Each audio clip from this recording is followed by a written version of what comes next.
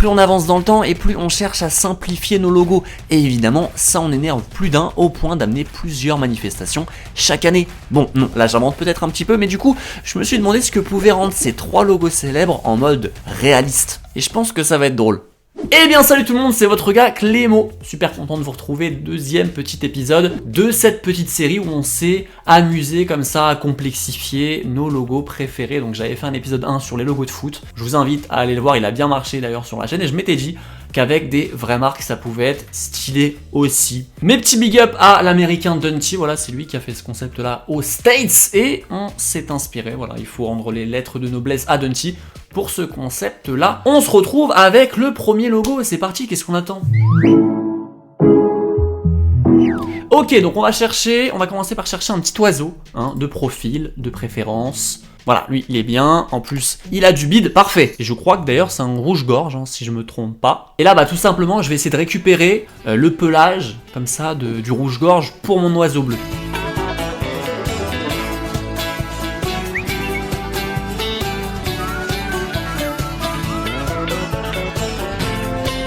Sur le dessus, je vais récupérer les poils un peu plus clairs, sinon ça va faire un peu monotone. Ouais, voilà, pas mal. Et je vais lui voler sa tête maintenant, tant qu'à faire. Bah oui.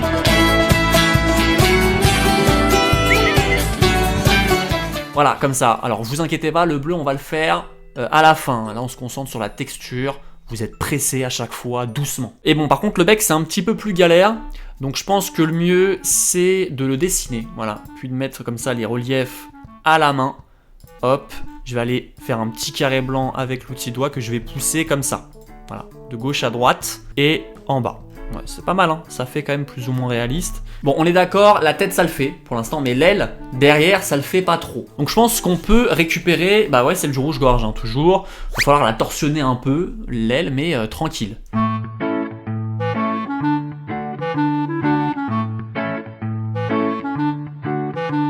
Et le mieux, je pense que regardez, c'est un peu de la laisser dépasser comme ça. Ça va faire un peu plus réaliste, hein. Je rappelle qu'on est dans le contraire du logo.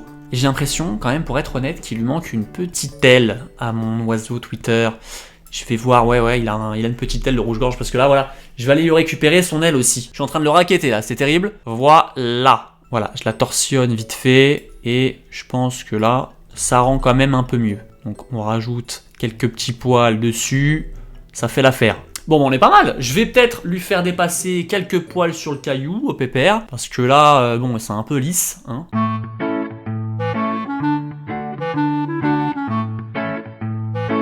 Et après, bah, il y a juste besoin de le mettre en bleu, hein. Puis c'est pas mal. Mon petit logo Twitter, qu'est-ce que vous en pensez ?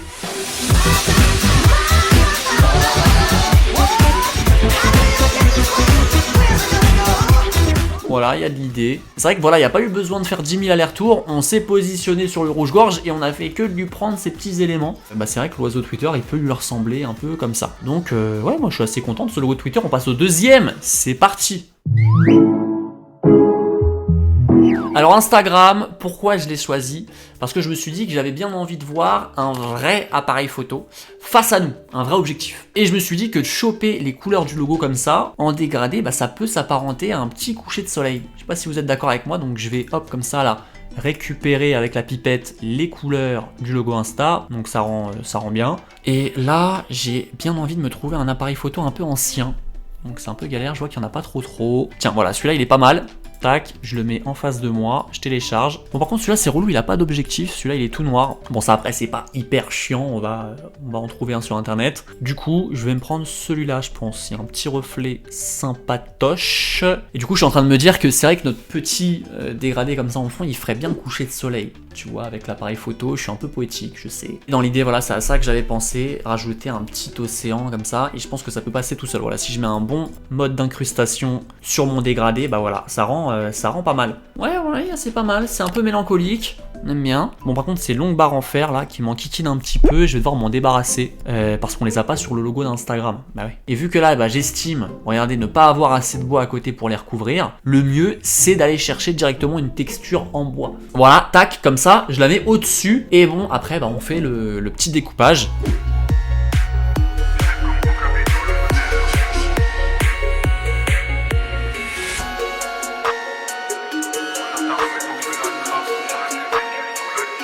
Hop, plus sombre, c'est mieux. Et avec le petit renfoncement à l'intérieur, bah ça me paraît un peu plus logique comme surface. Ah mais ouais, mais par contre, faut pas que j'oublie le petit rond ici, regardez en haut à droite du logo Insta. Je sais pas trop ce que c'est peut-être un flash, parce que ouais, attends, ouais, voilà, sur l'ancien logo, il y avait aussi ce truc là. Donc du coup, moi je pense que je vais mettre un flash, je vais en chercher un sur internet. Celui-là, il y a moyen de faire un truc sympa, je pense. Je vais le récupérer, tac.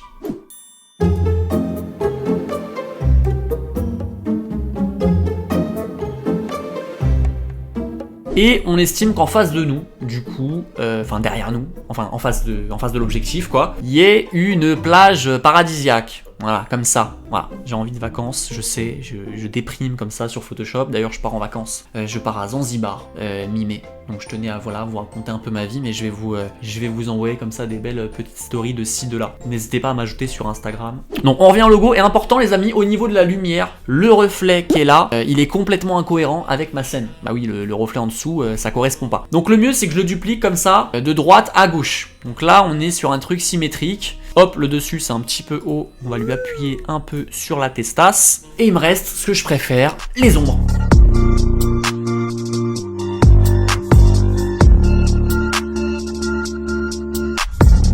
Et en ayant rajouté quelques petits nuages, bah voilà ce que donne mon petit logo Insta.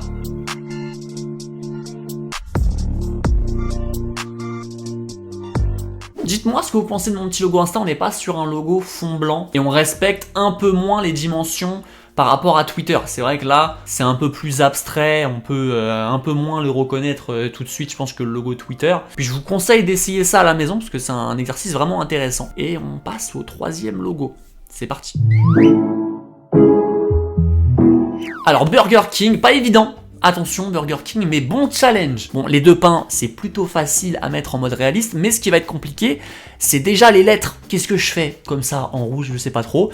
Et la traînée bleue, un peu autour comme ça à gauche, c'est pas évident non plus. Et quand j'ai réfléchi au logo au préalable, je me suis dit qu'un jet d'eau comme ça pouvait le faire, mais c'est pas la décision que j'ai choisie au final. Je sais pas, en fast-food, je vois rarement des trucs d'eau dans un fast-food. Pour moi, c'est vraiment une marque de boisson qui a comme ça une traînée d'eau. Et donc, n'allez pas me demander pourquoi, mais je trouvais que cette traînée bleue, elle me faisait penser à une main un peu de robot.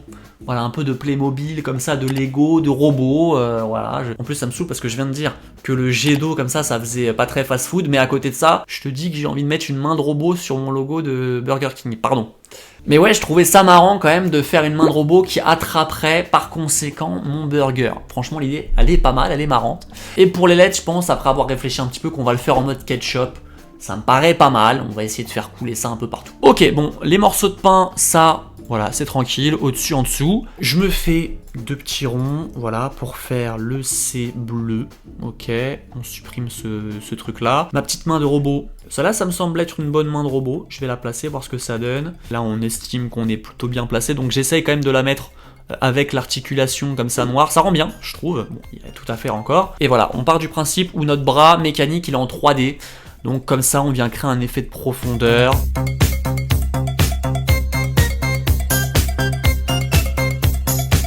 Ah oui, mince, d'ailleurs, j'ai zappé, on va quand même le mettre en bleu, le bras quand même. Voilà. Bah, en fait, là, on est d'accord que mon bras, il va pas trop avec la... L'idée est bonne, hein, mais mon bras, il va pas trop avec la main de robot. Donc je me dis peut-être que si je reprends, regardez, les petits hexagones qui sont là, bah, ça peut peut-être le faire. On sait pas, peut-être.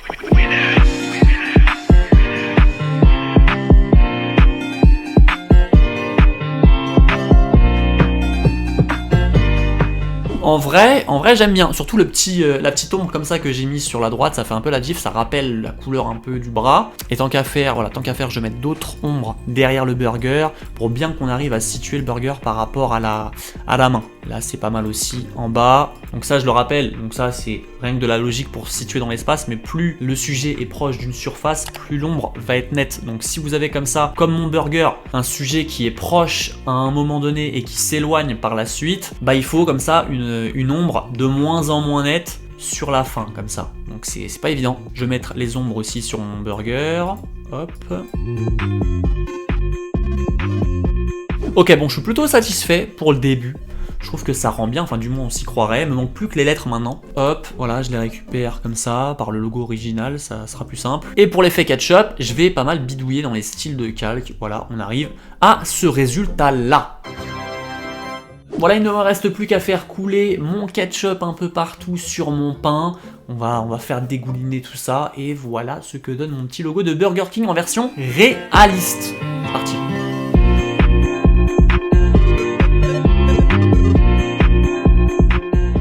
Bah, j'espère que vous avez apprécié ces 3 petits logos. Pour revenir rapidement au logo de Burger King, j'aime bien la petite goutte, comme ça, le rendu que ça fait, la petite goutte en dessous, voilà, qui se met à tomber comme ça sur la main bleue.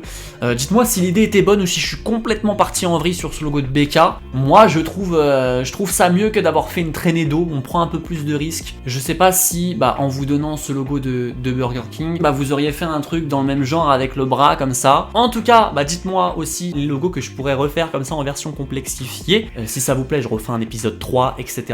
mais peut-être que j'en ai pas vu passer. N'hésitez pas à me suivre sur tous les réseaux sociaux, que ça soit Twitter, Instagram, c'est dans la description, je les affiche quand même ici, et de me suivre sur ma chaîne YouTube. Ça monte petit à petit, on est aux 163 000 abonnés. Je vous souhaite une très très bonne journée. D'ici là, ne vous arrêtez jamais de créer, et je vous dis